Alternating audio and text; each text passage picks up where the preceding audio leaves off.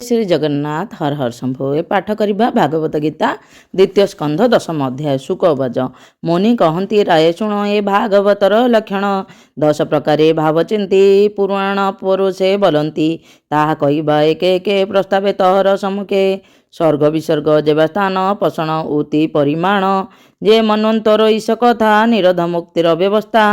आश्रय मिशी 10 गुण हे भागवतर लक्षण 10 विशुद्ध अर्थ रहे नवलक्षण जेवा होए वेद विचारी महाजने तत्व कहती अनुमाने 10 इंद्रिय पंचमात्र महत तुले पंचभूत ताहांक जन्म स्वर्ग कही विसर्ग शुण चित देई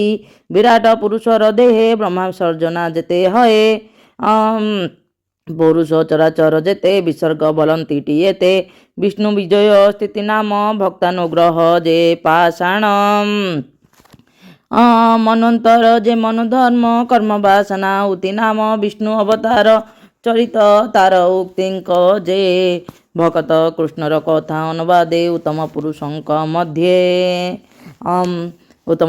मध्ये ईशानु कथा यह कही अपर शुण मन देई सहरी आत्मार सकति जले शयने जगपति निरोध बोली तार नाम निज स्वभावे पूर्णम काम मुक्ति स्वरूपे व्यवस्थित जहि न घटे पुनर्गति व्यवस्थिति जहि न घटे पुनर्गति आभास निरोध ए दुई जाठारु प्रकाश होई आश्रय नाम से बोलई परम ब्रह्म जाको कही से परमात्मा नरहरि अंशे अशेष घटे पुरी तार सखासु जीव एक तेणु बोलई आध्यात्मिक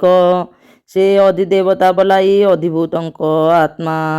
सेही से बेनि विच्छेद कराई ताहाको अधिभूत कही अभावे एक एकतर जदि न लक्ष्ये परस्पर तेबे एनु संसार जेमंते चक्षु दिनकर तृतीय साक्षी रूप होई जे देखे परमात्मा सेही अन्य आश्रय से होई तार आश्रय अटे सेही सर्व आश्रय तार नाम परम पुरुष उत्तम से जेउ काले अंडभेदी बाहर हेला गुणनिधि आत्मर स्थान इच्छा करी स्वभावे जल वृष्टि करी से जले मध्य मायाधर बंचिला सहस्र बछर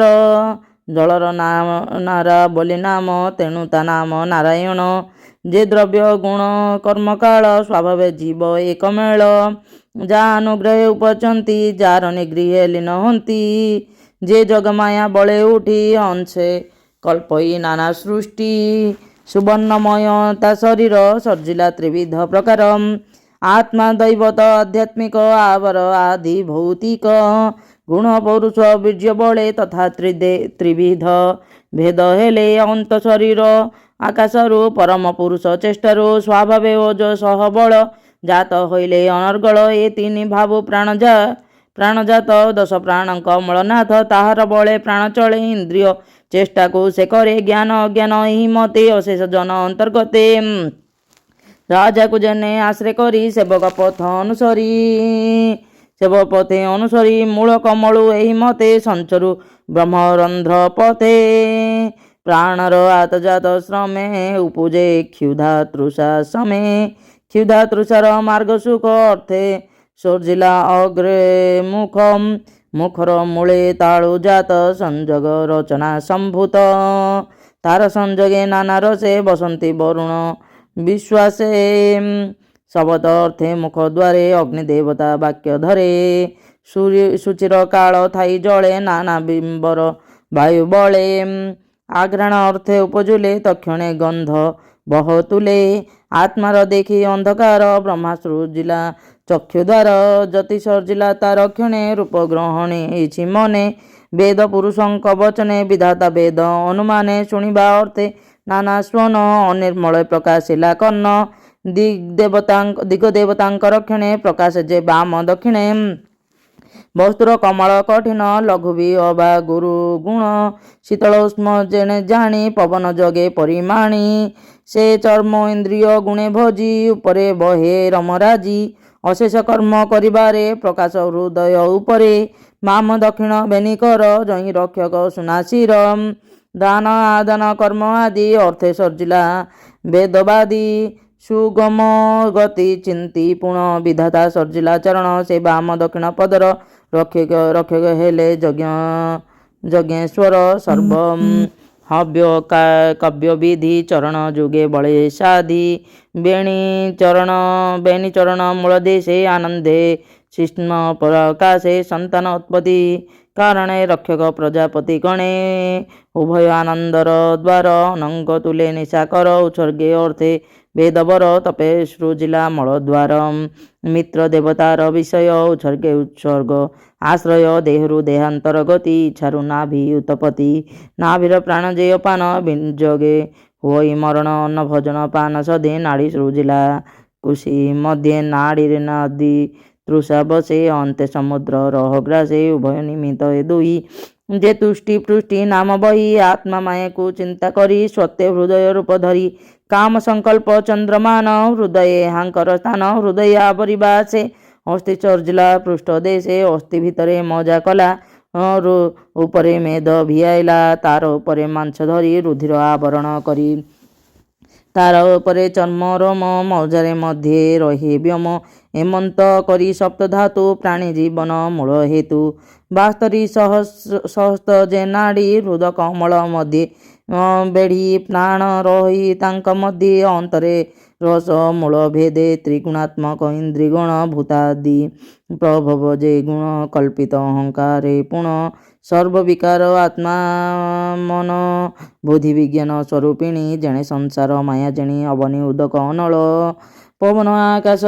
ମଣ୍ଡଳ ବୁଦ୍ଧି ବିଜ୍ଞାନ ସ୍ୱରୂପିଣୀ ଜଣେ ସଂସାର ମାୟା ଜିଣି ଅବନି ଉଦକ ଅନଳ ପବନ ଆକାଶ ମଣ୍ଡଳ ଏ ପଞ୍ଚଭୂତ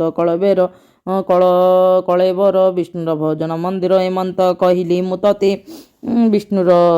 ସ୍ଥୂଳ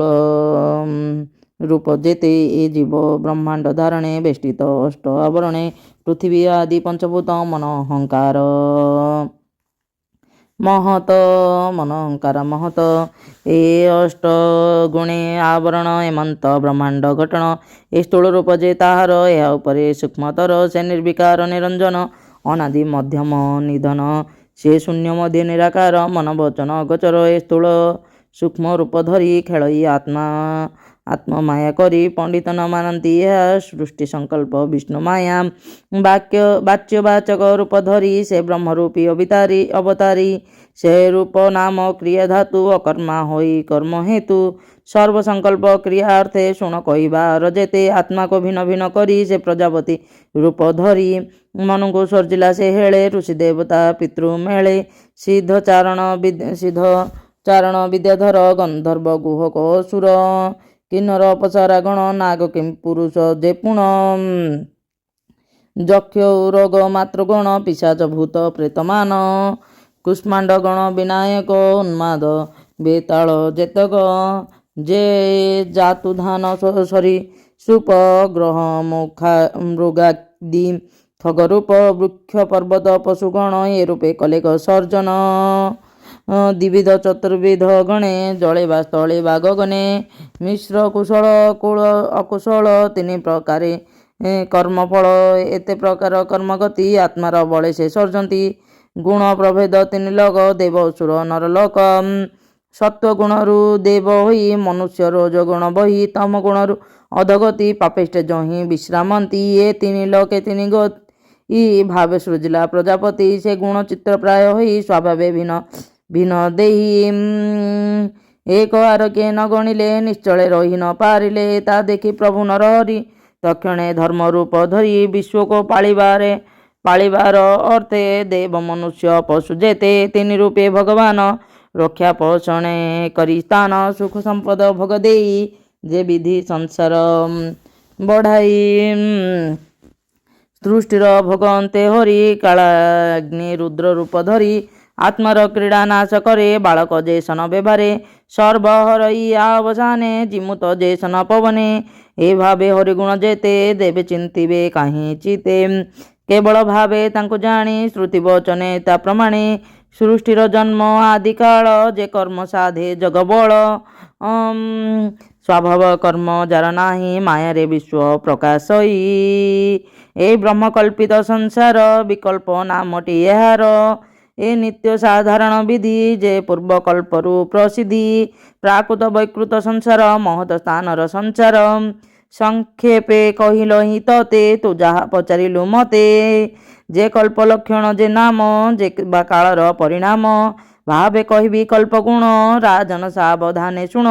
ସୈନିକ ଆଦି ମୁନିଗଣ ସୁତଙ୍କୁ ପଚାରନ୍ତି ପୁଣ ସୈନିକ ବାଚ ହେ ସୁତ ତୁମେ ଆମେ ଆଗେ ଯାହା କହିଲ ଆତ୍ମମାର୍ଗେ ଦୁର୍ଯ୍ୟୋଧନର ଦୁଷ୍ଟବାଣୀ ବିଦୁର ସଭା ମଧ୍ୟ ଶୁଣି କୁଟୁମ୍ବ ଆଶା ଦୂର କରି ତୀର୍ଥ ସେବନେ ମନେ ଧରି ପୃଥିବୀ କଲା ପର୍ଯ୍ୟଟନ ବୁଲି ପର୍ବତ ଘରବନ କୈବଲ୍ୟ ଲାଭେ ଇଚ୍ଛା କଲା ଅନେକ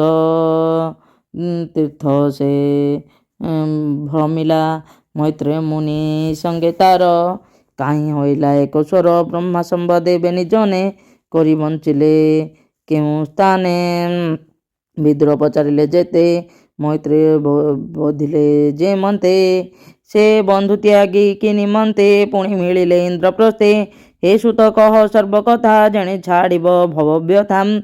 ପଦ୍ମ କଳ୍ପର କଥା କହ ଜଣେ ନ ଲାଗେ ଭବ ମହ ସୈନିକ ପ୍ରଶ୍ନ ସୁତ ଶୁଣି କହନ୍ତି ଶୁଣ ମହାମୁନି ସୁତ ବାଚ ଯେ ପ୍ରଶ୍ନ କଲ ତୁମେ ମତେ ଏ ପ୍ରଶ୍ନ ଶୁକଙ୍କ ଅଗ୍ରତେ ପୁଛିଲେ ରାଜା ପରୀକ୍ଷିତ ମୈତ୍ରେୟ ବିଦୁର ସହିତ ପରୀକ୍ଷ ବାକ୍ୟ ଚିତେ ଘେନି ଯାହା କହିଲେ ଶୁକମୁନି ସେ ପ୍ରଶ୍ନ ଅନୁସାରେ ଯେତେ ଶୁଣ କହିବା ଭାଗବତେ ସୁତ ସୌନକ ସମ୍ବାଦେ ଶୁଣନ୍ତେ ନ ଲାଗେ ସୁତ ସୌନକ ସମ୍ବାଦ ଶୁଣନ୍ତି ନ ଲାଗେ ପ୍ରମାଦ ଦ୍ୱିତୀୟ ସ୍କନ୍ଧେ ଭାଗବତ ଅମୃତର ସମୟ ଗୀତ ସୁଜନ ଜନଙ୍କର ହିତେ କହିଲା ଦାସ କହିଲା ଦାସ ଜଗନ୍ନାଥ ଇତି ଶ୍ରୀମଦ୍ଭାଗବତ ମହାପୁରାଣେ ଦ୍ୱିତୀୟ ସ୍କନ୍ଧେ ଅଷ୍ଟାଦଶ ସହସ୍ରଂ ସଂହିତାୟ ପୁରୁଷ ସଂସ୍ଥାନୁ ବର୍ଣ୍ଣନ ନାମ 10ମ ଅଧ୍ୟାୟ।